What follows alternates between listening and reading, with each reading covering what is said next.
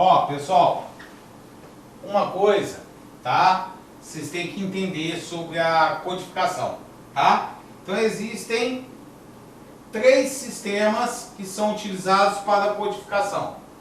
O sistema alfabético, que só utiliza letras, o sistema numérico ou sistema decimal e o sistema que é chamado sistema de classificação alfanumérico ou misto, que utiliza letras e números, tá? Agora, preste atenção para vocês entenderem algumas coisinhas, tá? Eu não quero arriscar com vocês. Então vamos ver isso aqui, ó. Como a gente está falando de codificação, tá? Objetivos da codificação. Tá? Objetivos da codificação. Isso aí uma vez eu vi numa prova, mas foi estilo... Eu não sei se foi Carlos Chagas ou se foi NCE, não me lembro bem. Já caiu isso aqui, tá? Criar um método simples, criar um método simples, tá? Que seja fácil para identificar os produtos. Segundo, facilitar o controle de estoque. É fácil, até mesmo para fazer inventário, para a parte de inventariar, é bom que você tenha isso. Evitar o quê? Evitar duplicidade nos estoques, ou seja, você ter 2 materiais com o mesmo código, tá? É um dos objetivos dele, evitar que isso aconteça, tá? Ou que tenha dois produtos iguais, porém com números de codificação diferentes, tá? Facilitar a comunicação interna, certo? Porque quando você faz a codificação, que é o método de padronizar, certo?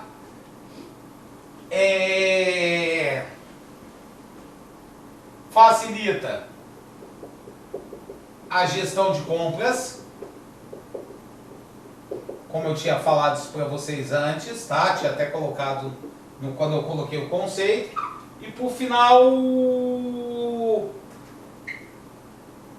facilita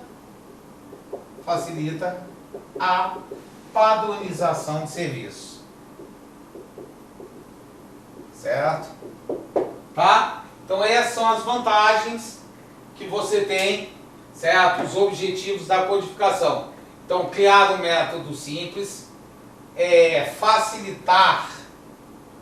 facilitar o controle de estoque, evitar a duplicidade de materiais e códigos, facilitar a comunicação interna, facilitar a gestão de compras e facilitar a padronização, tá? Ficou claro para vocês isso aí, pessoal? Ficou ou não? Beleza? Tá? Já copiaram?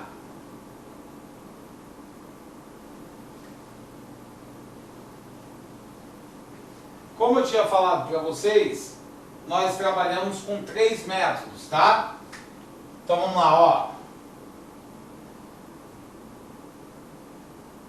Vou colocar o título aqui.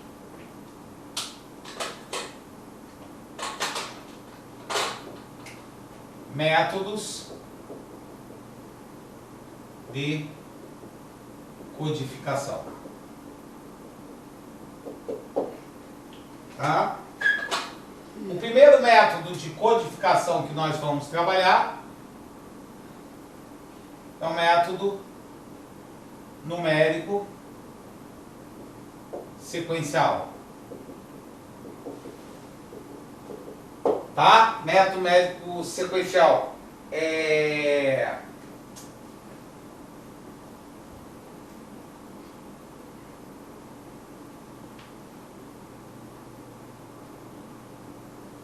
Esse método chamado método numérico sequencial, o próprio nome já está dizendo, tá? Utiliza apenas números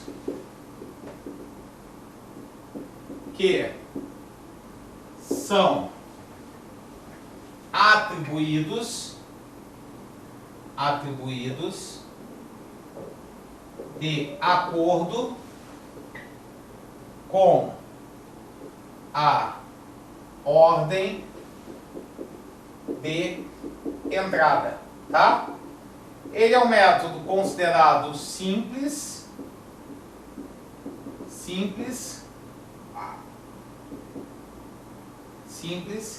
e eficaz, ou seja, cumpre a sua função para pequenas e médias empresas, certo?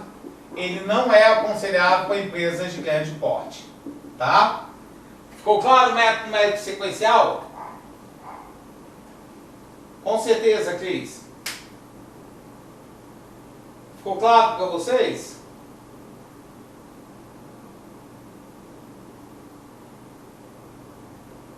Ótimo. Próximo método, o método chamado alfabético. O nome também é bem sugestivo. Ah, tá, esqueci de falar uma coisa, ó. Utiliza apenas números arábicos. Vocês sabem o que são números arábicos, pessoal? Sabe o que é número arábico? Cristiane? Rafa, Ju, sabe o que é número arábico?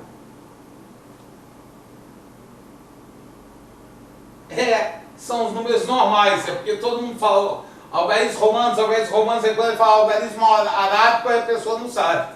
É 1, 2, 3, 4, 5, 6, 7, 8, 9, 10, 9, nosso, tá?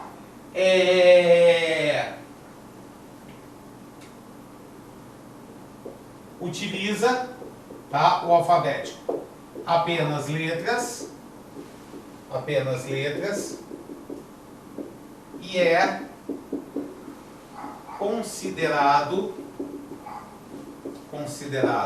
limitado, tá? É considerado limitado e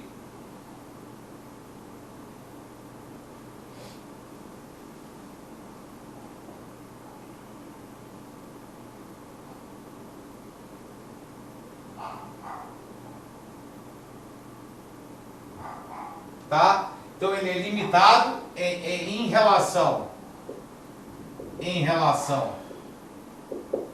à quantidade de combinações para identificação,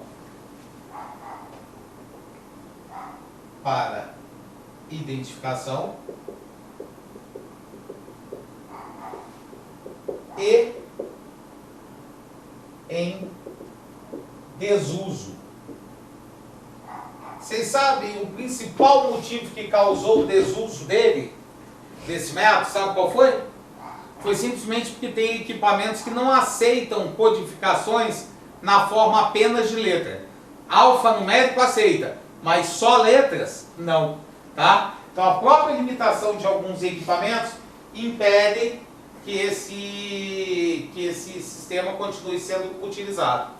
E o sistema chamado sistema alfanumérico,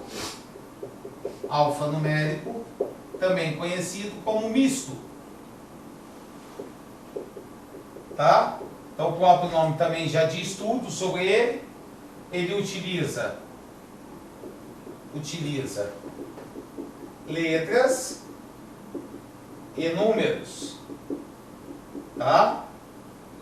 Então ele utiliza letras e associação entre letras e algarismo.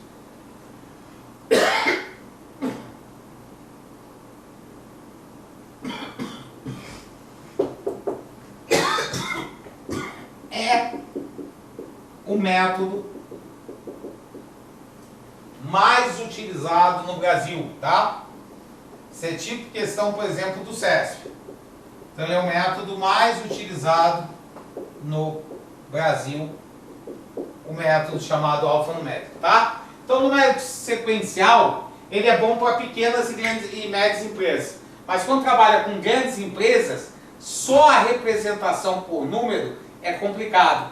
Porque você vai ter que ter uma tabela para demonstrar aquilo ali, certo? O método alfabético é mais limitado ainda, até mesmo pela quantidade de combinações que você vai fazer entre as letras, certo? E além disso, porque alguns equipamentos não aceitam apenas letras, certo? Ou nem aceitam letras. Então, aí nesse caso, você utiliza o método numérico sequencial. E o mais utilizado é o método chamado alfanumérico ou misto, tá? Que ele é utilizado tanto por grandes empresas, que é o mais comum, ou até por pequenas e médias. Algumas já começam fazendo o alfanumérico. Outras começam como sequencial, numérico sequencial, e depois mudam para o quê? Para o método alfanumérico ou misto, tá? Ficou claro para vocês, pessoal? Código de barras, preste atenção, tá? Cristiane, entenda uma coisa. O código de barras é um alfanumérico que ele é convertido. É uma simbologia que representa aquele produto, certo? Eu não posso dizer que o código de barras é um novo tipo de sistema, um método de codificação. Não. O código de barras é simplesmente para facilitar, certo? Desculpa, não é alfanumérico, tá? Normalmente ele é numérico. Tanto que eu não sei se você já viu, foi a Juliana que perguntou? Não, Cristiane. Você já notou que às vezes o código de barra não funciona? Aí você já notou que a pessoa vai lá e digita o número, ou a letra e o número no teclado, certo? Então, na verdade, entenda bem, ele é simplesmente para agilizar o processo. Ao invés da pessoa ter que digitar aquilo ali, ela simplesmente passa a leitura de código de barra. Aí aquela leitura de código de barra, o que ela faz? Ela captura aquela simbologia e ela tem incutido um programinha tipo um OCR, certo? Que vai converter aqueles símbolos, aquelas barras, em números respectivos. Você pode olhar no código de barras, que normalmente vai aparecer o número embaixo. O número embaixo, quando você, por exemplo, vai pagar a fatura, certo? Aí você imprime no seu computador, ou não, seu computador é difícil imprimir, na sua impressora, aí leva para pagar, certo? Aí tem um caixa eletrônico, você passa o código de barra e não passa, certo? Porque tá com a letra, não tá legal, o símbolo tá apagado, alguma coisa. O que você faz? Você não pode digitar o número, certo? Então entenda, ele não é um método de codificação, é apenas uma forma de quê? De localizar, de entrada de dados que não seja feita via digitação. É para agilizar o processo de compras, tá certo? Ficou claro agora, Cristiane? Nada, que isso. Deixa eu apagar aqui os 3 métodos que nós temos.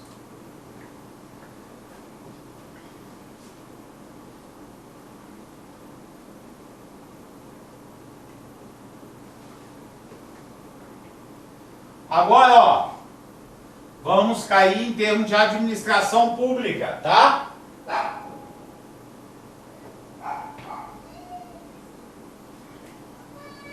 O método que é utilizado, preste atenção para vocês entenderem direitinho, certo? É um método chamado, tá? Vou até colocar ele aqui.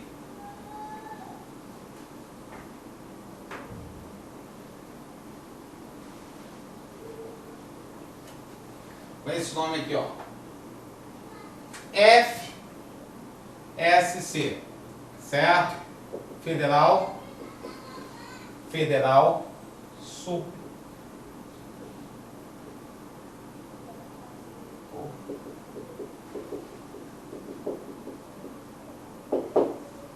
Classification, desculpa, a codificação.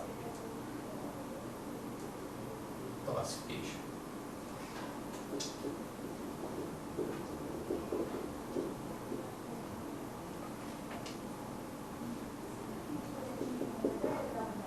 Tá? Então, ó, esse aí, primeira coisa, tá? O sistema chamado FSC, tá? Primeira coisa. Ele é um sistema americano, ele foi criado nos Estados Unidos, tá? A primeira característica importante. Ele é utilizado pela administração pública. Então a administração pública utiliza esse método, tá? Essa codificação, esse sistema de codificação pela administração pública. Então vocês têm que saber de qualquer jeito. Próximo. E esse código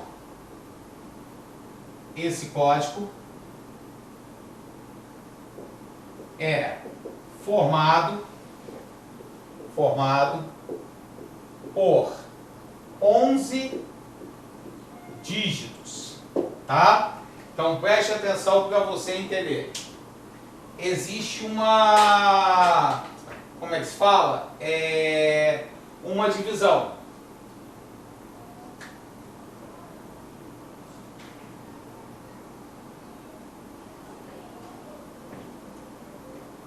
É o seguinte, ó, você vai ter aqui 11 dígitos.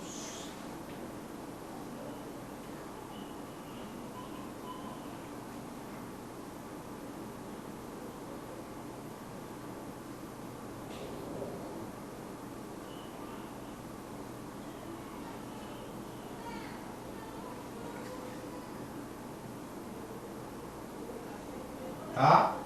Presta atenção para vocês entenderem.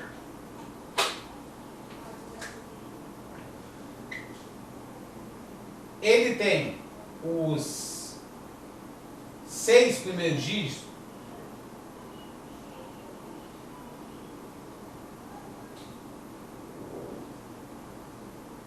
Os 6 primeiros dígitos, que é o número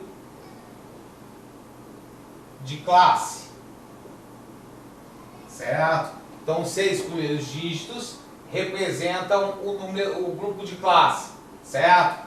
E os 4 últimos, os 5 últimos, peraí, 1, 2, 3, 4, 5, 6, 7, opa, passei um pouquinho, até aqui, ó, tá? Então é daqui até aqui. Daqui em diante, ou seja, os 5 últimos, os 6 primeiros é o número de classe. Os 4 últimos, tá difícil hoje, os 5 últimos significam o número de identificação.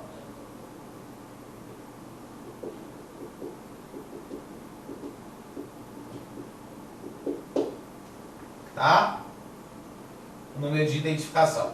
Preste atenção, tá? Primeiro, esse último dígito que está aqui, que faz parte dos 11 dígitos, esse último dígito, tá? O 11º dígito.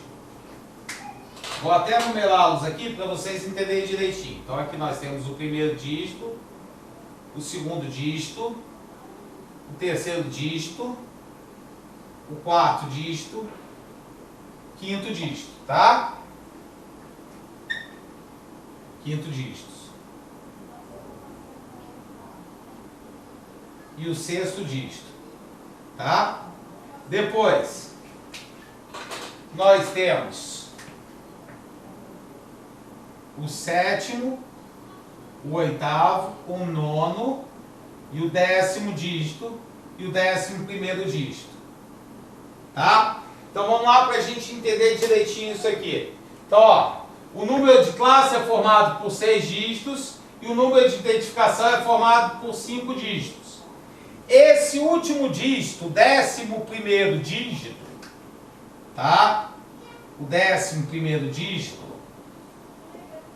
ele mostra uma coisa. Ele mostra, isso aqui é um código verificador. Código verificador. O que seria esse código verificador, tá? Como é um sistema informatizado, o que pode acontecer? A pessoa digitar o número errado. certo? Isso existe em número de agentes de banco, número de conta. Então, o que acontece? Você digita o número. Quando você digita o último número, ele faz a combinação para ver se os outros dígitos que você digitou são dígitos possíveis, tá? Então, esse último dígito, o 11º dígito, ele é simplesmente o que? Um código verificador. Preste atenção. Esses quatro últimos que aqui estão, tá? Ele representa o número de entrada, o número sequencial de entrada.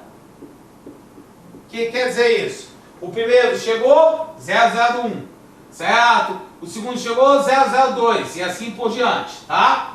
Agora preste atenção.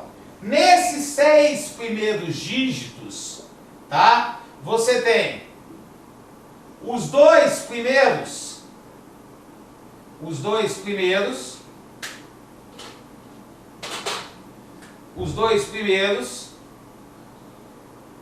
representam a classe do documento, do material, certo? O que seria a classe do material? Material de limpeza, certo? Os dois próximos dígitos representam, certo? O tipo do material. O tipo do material. O tipo do material seria, por exemplo, vassoura. E os dois últimos do número de classe representam a localização. Em qual departamento, em qual seção que ele estaria, tá? Então é assim que você subdivide ele, tá? Alguns autores colocam assim, ó. Os 4 primeiros dígitos representam a classe, os 5º e o 6º representam a subclasse, e esses 5 dígitos representam a identificação, tá? Detalhadamente é assim que fica, ó. Dos 11, o primeiro e o segundo representam o quê? Representam a classe do produto, material de limpeza. Os dois próximos representam o tipo do material, vassoura. E os dois próximos, o 5º e o 6º, a localização. O 7º, o 8º, o 9º e o 10º, que fazem parte do número de identificação, vão indicar o quê? O número de entrada, ou seja, número sequencial de entrada, 001, 002 e assim por diante. E o 11º, que é apenas um código verificador. Então é assim que funciona o Sistema Federal de Classificação. Ficou claro para vocês? Cris, Ju, Rafa.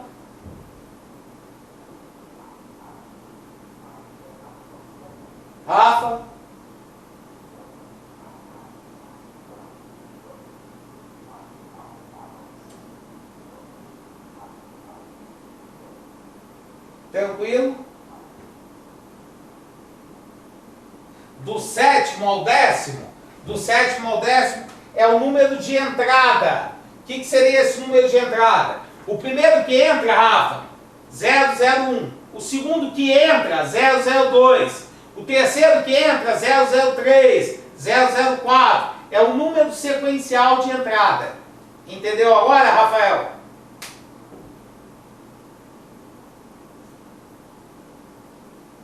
Ótimo. Eu queria, se possível, que vocês copiassem rapidinho isso aqui. Pode ser? Copia, por favor, isso aqui, tá? Que isso aqui eu queria que vocês tivessem um caderninho assim, logo depois da explicação. Copia aí rapidinho, um minutinho.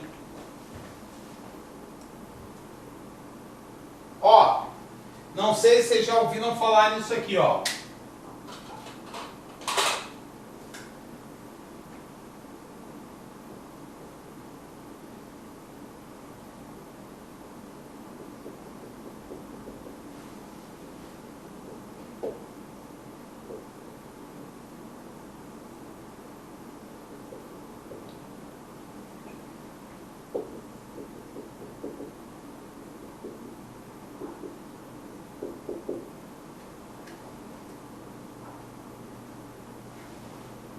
Já ouviram falar? Rafa, Juliana, Cris, já ouviram falar? EDI? Cuidado, viu, pessoal? Que isso aí é uma coisinha maldosa em concurso, tá? Preste atenção para vocês entenderem direitinho o que seria esse EDI.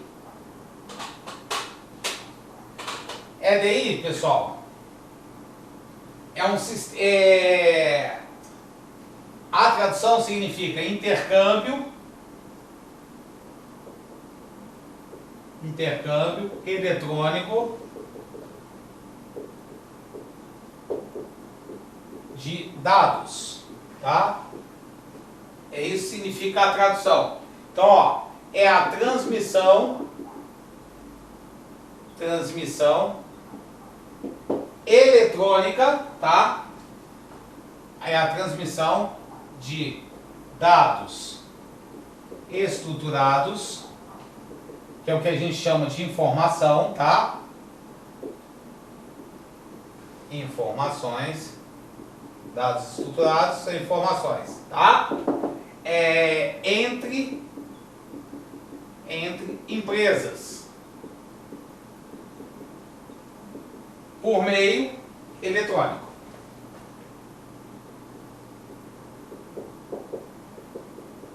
Tá? Então, o que acontece? Hoje, você tem na administração pública, o Compranet, certo? Então, ele trabalha com um sistema eletrônico, tá? O E-Comp, ele é justamente um tipo de quê? EDI. Cuidado para vocês não confundirem com GED, Gestão Eletrônica de Documentos. A gestão, olha, enquanto que o EDI, tá? O EDI, ele é entre empresas, tá? Uma transmissão eletrônica de documentos entre empresas. O GED, Gestão Eletrônica de Documentos, é intraempresarial, ou seja, dentro da empresa, tá? Conseguiram fazer essa distinção, tá? Então hoje isso auxilia muito a parte de administração de materiais, justamente porque através do EDI você faz um pedido de compra para fornecedor, tá certo? Você faz o quê? Um comércio eletrônico. Ficou claro para vocês? Ó, outra coisa que é importante pra gente, sei lá, né, eles adoram perguntar em prova, certo? Nomes bonitos em inglês.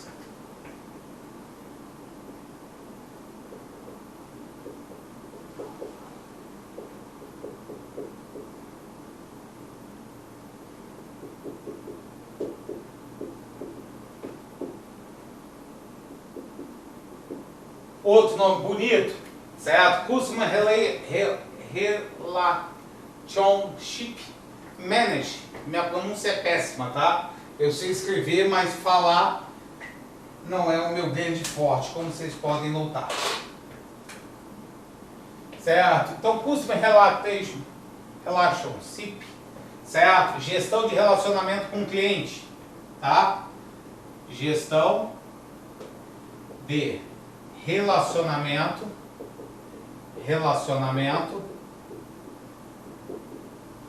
com o cliente, tá?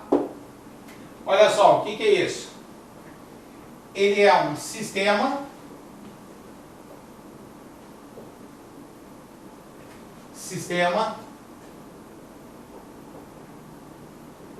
integrado, é um sistema integrado, tá? De gestão com foco no cliente, certo? Então o que acontece? Ele é um modelo de gestão de negócio. Então preste atenção numa coisa importante como ele, tá? Então, olha só, a partir do momento que você saiu da visão operacional e foi para a visão estratégica, uma visão focada no cliente, você teve que o quê? Obter informações das necessidades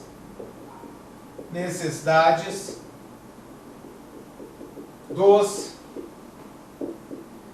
clientes, certo? Então hoje você trabalha com um sistema de sugestões, sistema de ouvidoria, que é justamente porque antes de você pensar com visão estratégica, você parava na hora que você vendia. Vendeu, acabou a relação com o seu cliente, certo? Então, na verdade, você decidia o que ele precisava. Então você, na verdade, não conseguia gerar o melhor, a verdadeira, não é qualidade, a verdadeira excelência. Só a partir do momento que você quis ter esse relacionamento direto com o seu cliente, para obter dele a verdadeira necessidade dele, para poder atingir essas necessidades, é que você começou a ter um foco estratégico. Então é outro sistema muito importante, tá? Olha, nós vamos entrar numa matéria que ela não é muito divulgada, tá? Não se fala muito dela, mas que ela é altamente importante, porque mais cedo ou mais tarde você vai escutar falar muito dela, muito, mas muito mesmo dentro de administração de materiais. Tá? O SESI, por exemplo, já começou a dar os primeiros sintomas, sinais que vai começar a brincar isso aí direto, tá? Em concurso.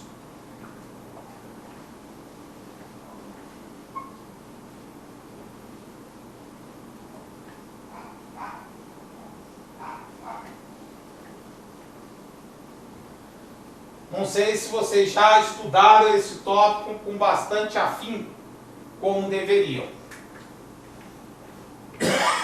Que normalmente ele não é muito falado, não. Já ouviram falar? Logística? Cris, Rafa, Ju. Já? Ótimo, fico satisfeito. Para entender logística, primeiramente, nós temos que aprender uma coisa chamada cadeia de suprimentos. Tá? Sem entender o que é cadeia de suprimentos, ou canal de suprimentos, nós não vamos poder entender isso aqui como temos que entender para uma prova de concurso, tá? Ó, cadeia de suprimentos é o ciclo de vida, tá? Dos processos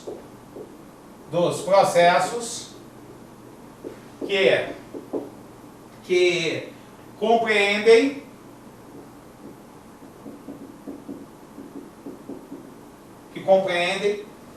os fluxos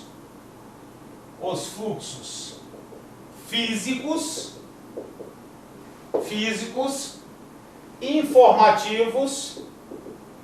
informativos, tá? Lembrando que processo é um conjunto de ações, para se alcançar um objetivo ou uma meta. Se for um macroprocesso ou um microprocesso, ou subprocesso, tá? Informativos e financeiros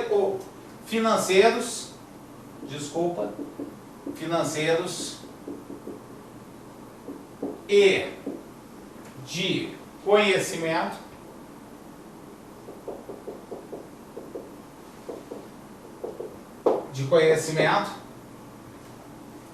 com o objetivo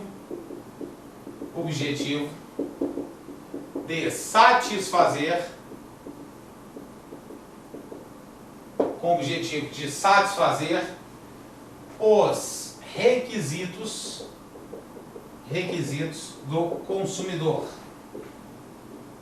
Não gosto muito do termo consumidor, do cliente final. Tá certo? Ficou claro para vocês? Então, cadeia de suprimentos é tudo que interliga desde o fornecedor do fornecedor até o cliente do cliente, tá? Então, uma própria indústria, ela vai pensar como uma loja, onde ela tem fornecedores e tem o quê? Clientes, certo? A loja vai ter o quê? O fornecedor e o cliente. O cliente pode revender esse produto, então ele tem um fornecedor e tem um cliente. Então, a cadeia de suprimento é todo o fluxo de informações financeiras, de conhecimento, que vai do fornecedor ao cliente final. Tá certo? Deu para entender até aqui ou não, gente? Ótimo. Tá? Então isso seria a chamada cadeia de suprimentos. Aí nós vimos, falamos sobre isso, mostramos até o fluxo, mas vale ressaltar um conceito mais novo. SCM.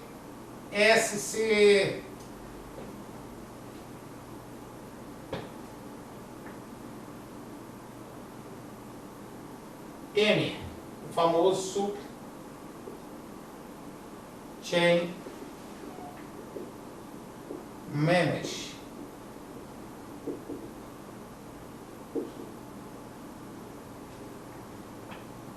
Gerenciamento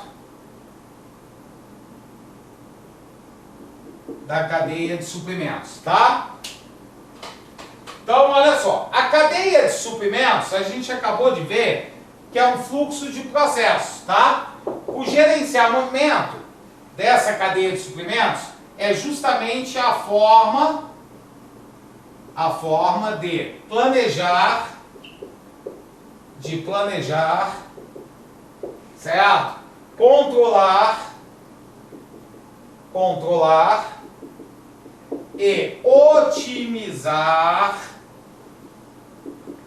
e otimizar os fluxos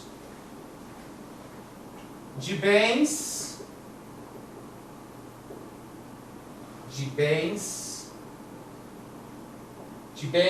informações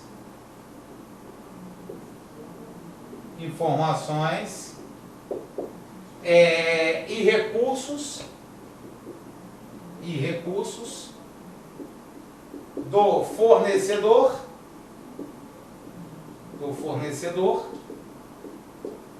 ao cliente final.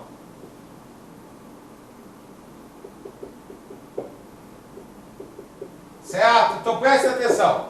A cadeia de suprimento é o conjunto de processos que compreendem o quê?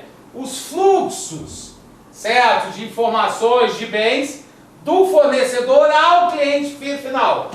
Para você atender melhor o cliente final, isso tem que ser gerido, isso tem que ser planejado, isso tem que ser controlado, isso tem que ser otimizado. E quem é responsável por fazer o gerenciamento desses fluxos é o que a gente chama de sistema de gerenciamento da cadeia de suprimentos, tá? Gerenciamento da cadeia de suprimentos. Então é a forma de planejar, controlar e otimizar os fluxos que vão do fornecedor até o cliente final, tá? Ficou claro isso para vocês, pessoal? Rafa, Cris, Ju, tranquilo? Entenderam as duas coisas? A cadeia de suprimentos e o Supply Chain Management? Ok? Beleza, vamos lá. Olha só, preste atenção. O nosso amigo chamado SCM, o Supply Chain Management, ele tem duas visões, tá? Ele possui a visão que a gente chama visão intra-organizacional, tá? E a visão que a gente chama visão organizacional. Certo? Preste atenção. Essa parte chamada divisão intra-organizacional, tá? Ela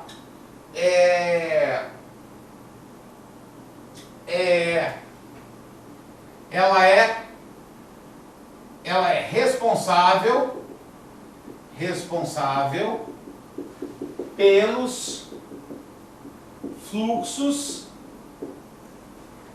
dentro da organização. Certo? Tá? Então, essa brincadeira, pessoal, ela é chamada de quê? É a logística, certo? Mais a parte que a gente chama de manufatura. Certo? Em compensação, a interorganizacional são os fluxos com quem, gente? Hein, pessoal?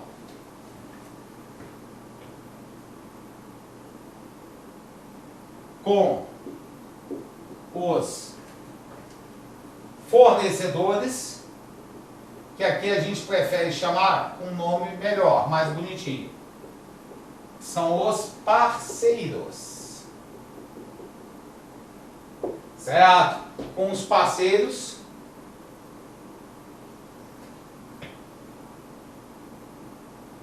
para gerar excelência, que é justamente o que? A satisfação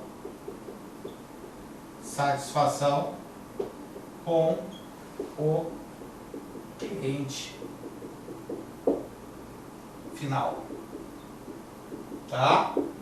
Entenderam essas duas visões do nosso amigo chamado sistema? O gerenciamento da cadeia de suprimentos, pessoal? Juliana, Cristiane, Rafa. Já tinha ouvido falar nisso, pessoal? Já tinham visto falar nisso? Nessas duas visões? Não? É bom porque é mais conhecimento para vocês absorverem, tá? Vou apagar.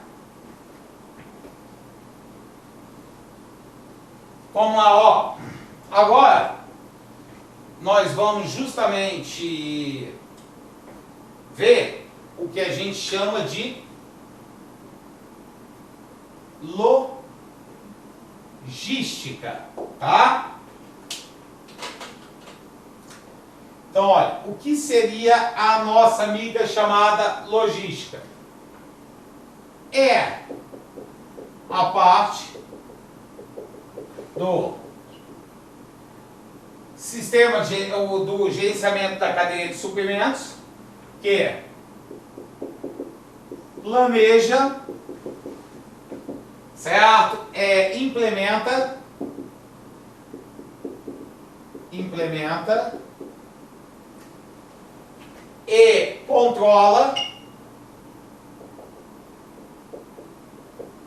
o fluxo e armazenamento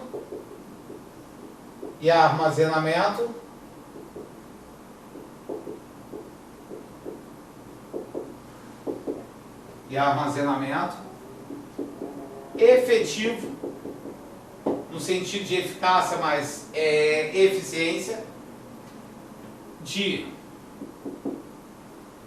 matérias-primas,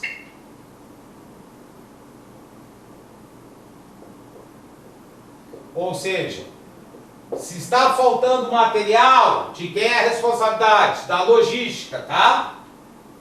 Materiais. Está faltando matéria-prima, desculpa. A responsabilidade é da logística. Materiais, que a gente chama de quê? Em processo, que são os semi-acabados, tá? Em processo, processo de produção, certo? E, ó, matéria-prima, materiais em processo e material acabado. Material acabado é o produto final, tá?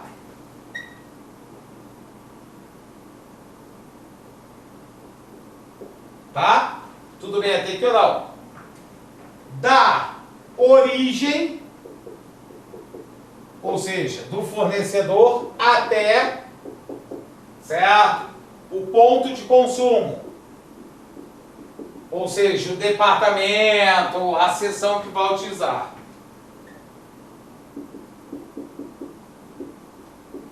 Podendo esse ser ou o próprio cliente final, tá?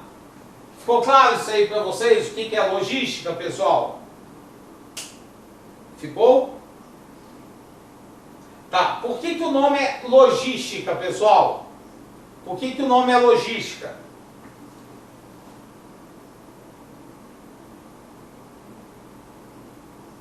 Hein, pessoal? Por que o nome é logística?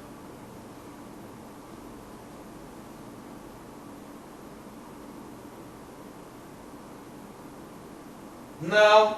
Logística vem de loja, tá certo? Então a logística, pessoal, é com o sentido de quê? De você trabalhar com uma loja. A loja tem que se preocupar tanto com o fornecedor como com o quê? Em atender os clientes, porque senão você não vai vender o produto. Entendeu, Cris? Entendeu, Rafinha? Ju? Ficou claro isso para vocês, pessoal? Repito, ó, presta atenção, Cris. Logística vem de loja. Por quê? Porque a loja é aquele lugar que tem que se preocupar com o quê? Com o cliente final, tá certo? Por quê? A loja sabe que se ela não o quê? Atender bem o cliente final, ele não volta, ele não compra e a loja vai que fechar. Então a loja, essa ideia de logística, é de qualquer empresa, seja ela uma indústria, seja ela um distribuidor, tem que sempre se preocupar com essa cadeia de suprimentos. Ou seja, em planejar, controlar, otimizar todo o fluxo de material que vem desde a origem, desde o fornecedor até o consumidor final. Por isso que o nome é o quê? Logística. Então eles passam a ter o pensamento como sendo uma loja. E loja tem que atender bem, senão fecha.